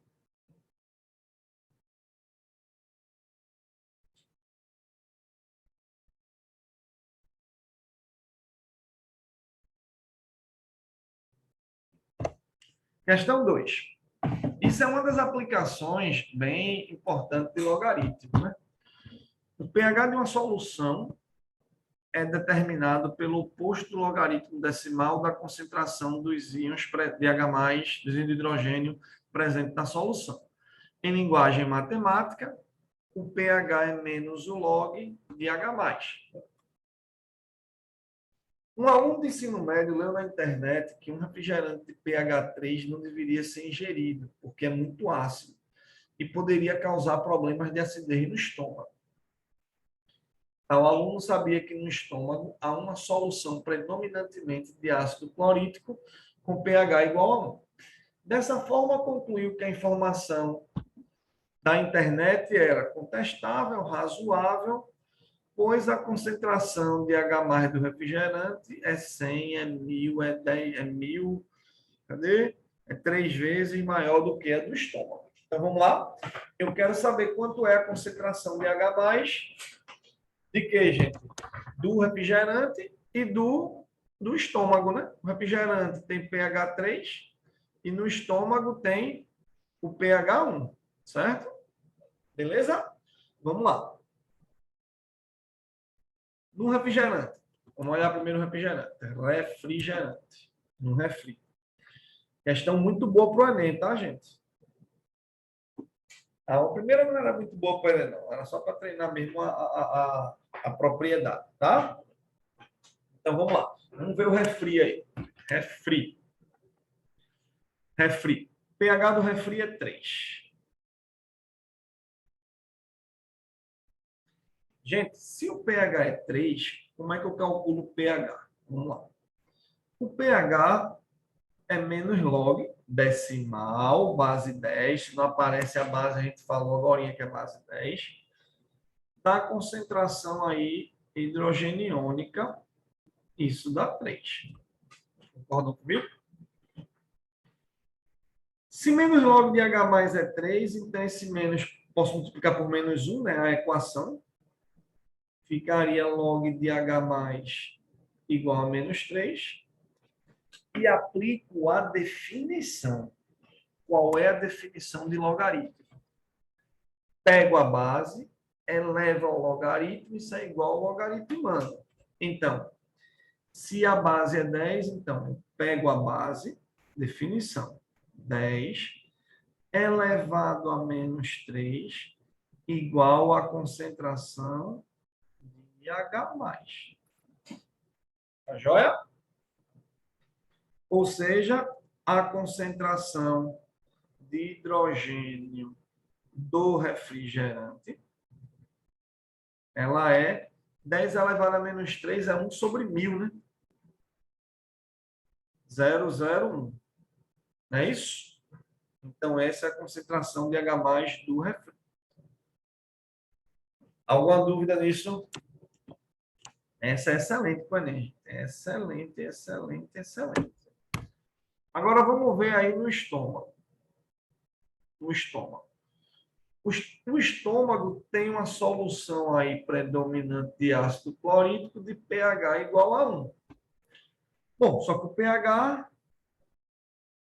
é menos log da concentração aí de H+. Isso vai ser 1. Então, multiplicando por menos 1, fica log dessa concentração de H+ igual a menos 1. Aplico a definição, a base que não apareceu ela é 10. Então, 10 elevado a menos 1 é igual à concentração de H+. E aí, essa concentração de hidrogênio aí no estômago, 10 a menos 1 é 1 sobre 10, é 0,1. Bom, quem é maior do que quem? A do estômago é maior do que a do refrigerante, né? 1, 2. Então, note que a concentração de hidrogênio do estômago, ela é 100 vezes a concentração de hidrogênio do refrigerante. Concordam comigo? Essa é boa para o Enem. Essa é boa para o Enem. Questãozinha massa para o Enem. Certo?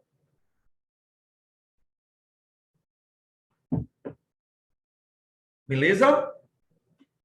E a resposta estaria em que letra?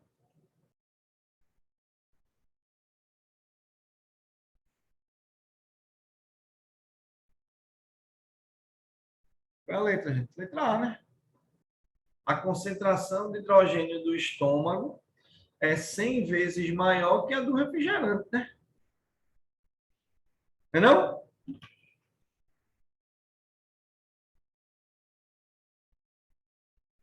Joia? Ficou clara essa daí?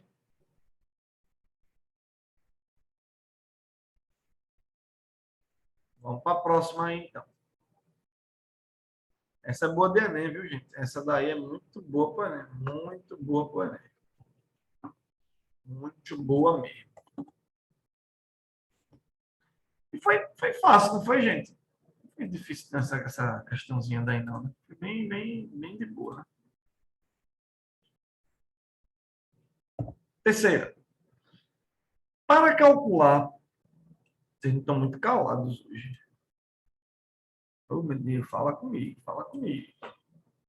Para calcular a intensidade luminosa L, medida em lumens, a uma profundidade X de centímetros num determinado lago, utiliza-se a lei de Beer-Lambert, dada por essa forma. Logaritmo, mais uma vez, vocês estão vendo, né? Não está nem aparecendo a base. Se não está nem aparecendo a base, é porque essa base essa é 10, ela é 10. Beleza? Então, você tem log de L sobre 15 na base 10 igual a menos 0,08x. Qual a intensidade luminosa L a uma profundidade de 12,5 centímetros? Deu para entender?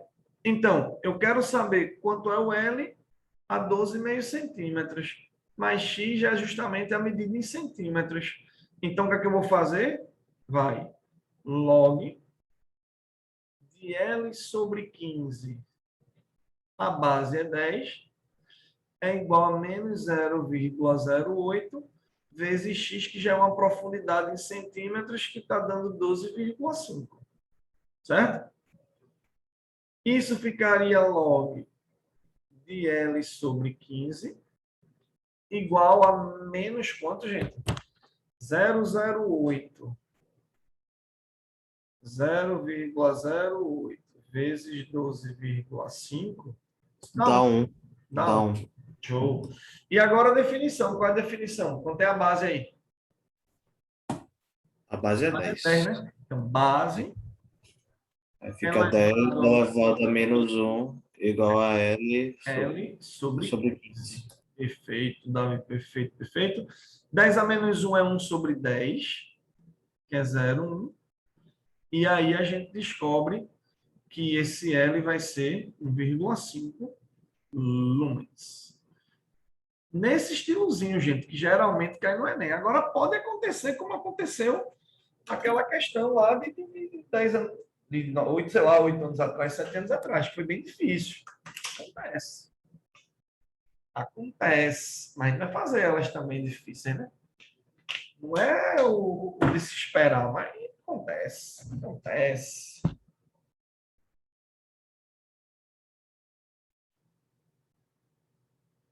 Vamos embora aí para a próxima. Questão, posso passar, né? Pode, meu patrão. Pode passar. Vamos lá. No ano de 1986, o município de João Câmara, Rio Grande do Norte, foi atingido por uma sequência de tremores sísmicos, todos com magnitude maior do que ou igual a 4 na escala Richter. Então, vamos lá. Sequência de tremores sísmicos, a magnitude maior, todos com magnitude maior ou igual a 4 na escala Richter. Tal escala segue a fórmula empírica m igual a 2 terços de log de E sobre E0 na base 10, essa é a base 10. M é magnitude, é a energia liberada e E0 é uma constante aí. Recentemente, em março de 2011, o Japão foi atingido por uma inundação provocada por um terremoto. A magnitude desse terremoto foi 8,9. Considerando um terremoto de João Câmara com magnitude 4, pode-se dizer que a energia liberada no terremoto do Japão foi quantas vezes a energia liberada em João Câmara. Então, eu preciso encontrar quanto é a energia liberada em João Câmara, quanto foi a energia liberada no Japão e ver quantas vezes um em relação ao outro. Vamos lá. Vamos começar pegando aí em João Câmara. Em João Câmara. João. O que é que aconteceu em João? Em João Câmara, lá no Rio Grande do Norte, a magnitude foi de João Câmara com magnitude 4. Então, a magnitude foi 4. Joia? Aí eu preciso chegar na energia, né? Para comparar com a energia lá do terremoto do Japão. A magnitude é calculada com isso daqui, ó. 2/3 do log da energia sobre essa constante é zero. E isso vai ter que dar 4. Não é isso? A magnitude de um terremoto é calculado por essa relaçãozinha, 2/3 vezes log de E sobre E zero na base 10. Bom, esse 3 vai multiplicando para lá e esse 2 vai dividindo. Então, preste atenção.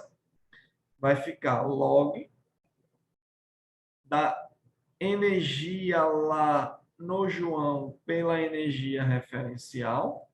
4, o 3 dividindo vem multiplicando e o 2 multiplicando fica dividindo.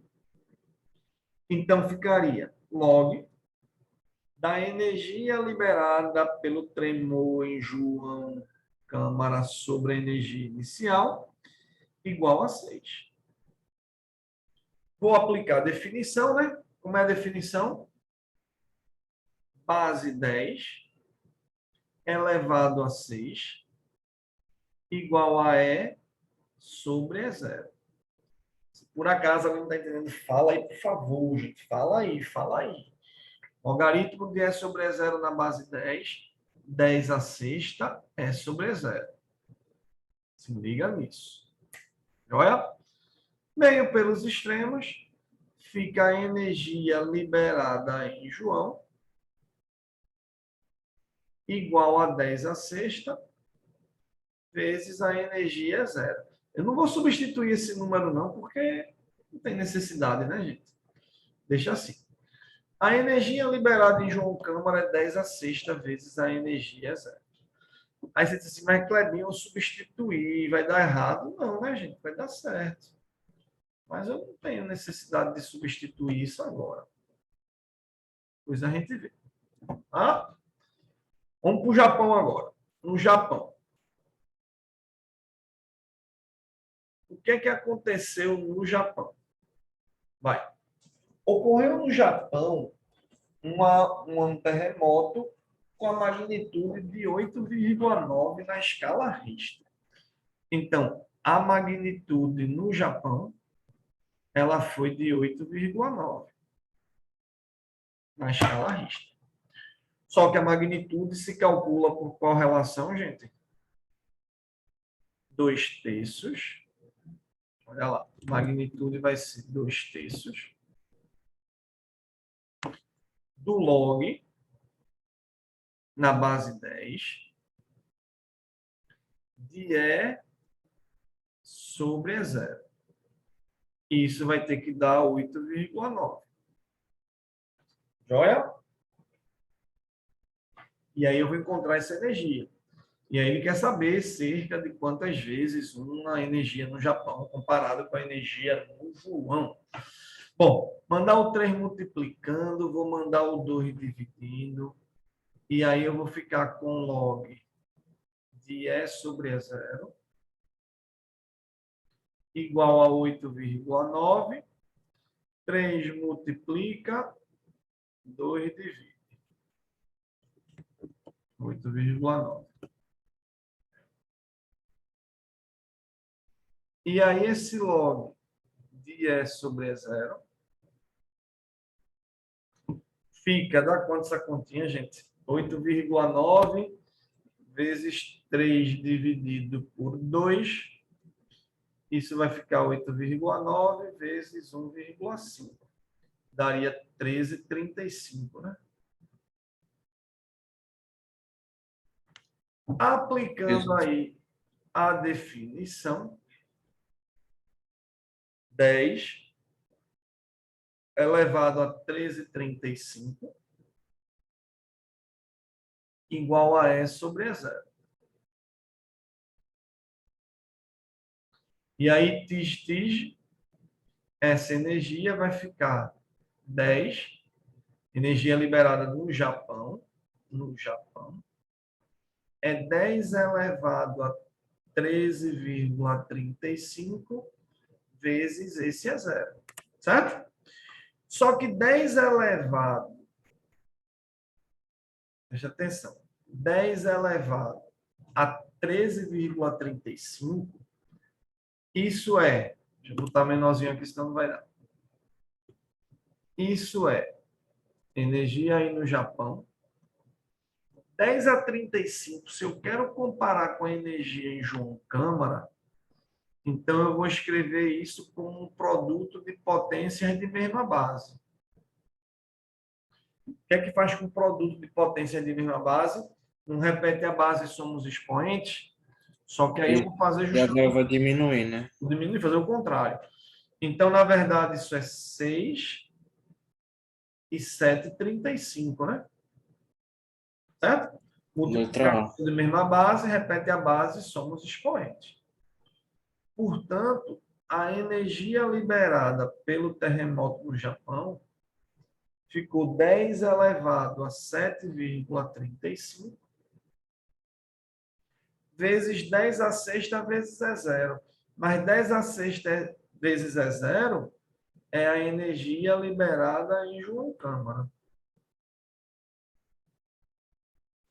E aí você percebe que pode-se dizer que a energia liberada no terremoto do Japão foi de 10 elevado a 7,35 vezes maior do que a do terremoto de João Câmara. Vê que a letra D engana um pouquinho, né? A letra D diz que é 10, 13, 35 vezes maior do que a do terremoto de João Câmara, né? Na verdade, a energia não é 10,1335, mas se você não se ligar, você termina marcando aí a letrinha E, né? Ou a letrinha D aí por vacilo, né? Massa? Ficou clara aí essa quarta? Ficou.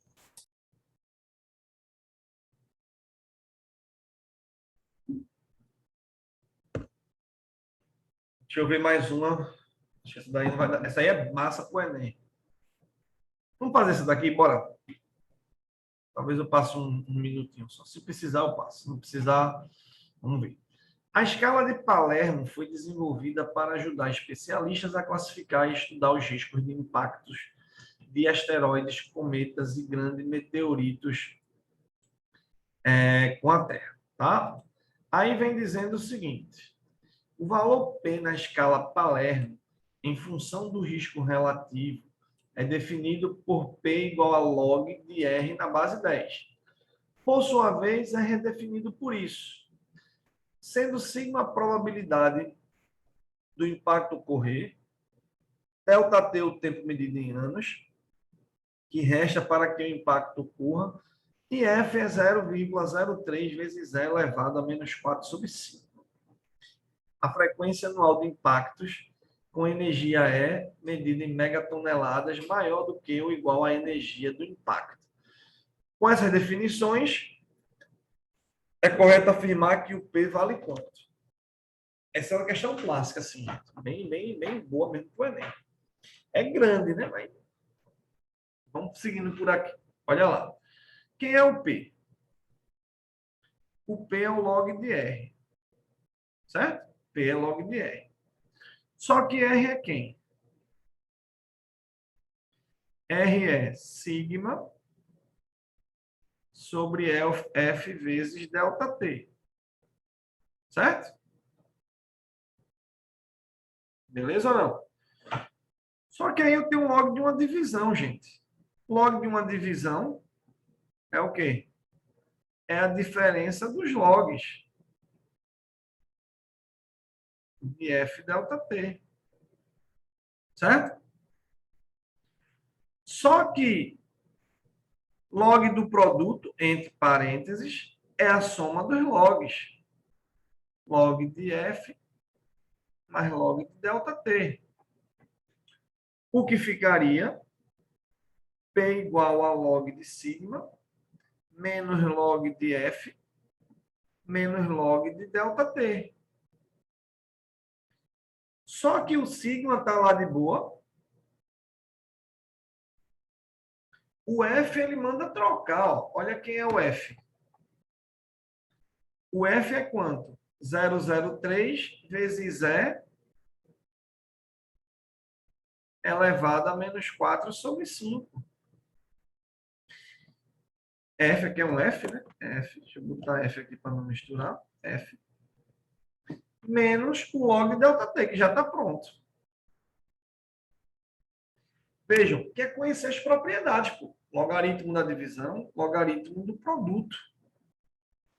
Aí agora eu fiquei aqui com logaritmo do produto. E logaritmo do produto é a soma dos logs.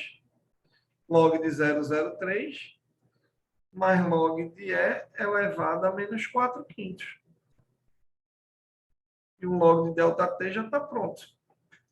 Estão acompanhando até aí, gente? Sim. E agora é só organizar para ver como é que está a resposta. Menos log de 003 menos log de E elevado a menos 4 quintos menos o log de ΔT. Só que aqui está 003 e aqui está log de 3. Então, 003 é quanto? 3 sobre 100. Certo? 3 sobre 100. Então, ficou P igual a log de sigma, menos log da divisão, é a diferença dos logs, log de 3 menos log de 100.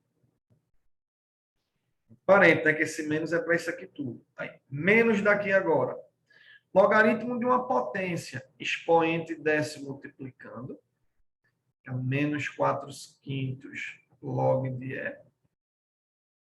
É só conta, log de ΔT, só conta. E aí esse P vai ficar, a continha um pouquinho chata, né? Log de sigma, menos log de 3, menos com menos, mais log de 100, menos com menos, mais 4 quintos log de E, menos log de ΔT. Ficando P igual a log de sigma, menos log de 3. Log de 100 é de cabeça. Quanto é o log de 100 na base 10? O que é o log de 100 na base 10? É o expoente na base 10 para dar 100. Então, log de 100 é 2, né? Mais 4 quintos log de E, menos log de ΔT. Parece assustador, né? Mas não é não, né, gente? Assustador não. É uma questão mais de... Não, acho que vou fazer as aplicações. É É. só Aí, qual é a alternativa? a letra A. Letra A?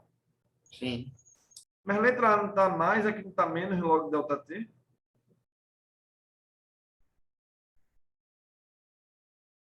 Letra A não, né, gente? Ah, a letra C. Log de sigma mais 2 menos log de 3, 4 quintos log de A, letra C. Letra C. Esta tem uma continha grande, né? Mas assim, eu usei aquilo que eu disse para vocês. Quais são as... O que é que eu usei nessa questão? Definição para fazer o log de 100. Log do produto, que é a soma dos logs. Log da divisão, que é a diferença dos logs. E log de uma potência que o expoente desce multiplicando. Essa é a questão mais clássica que tem. É a questão que você usa exatamente o mais importante. Definição e as propriedades. Beleza, galerinha? Então, metam bronca aí nessas questões de logaritmo.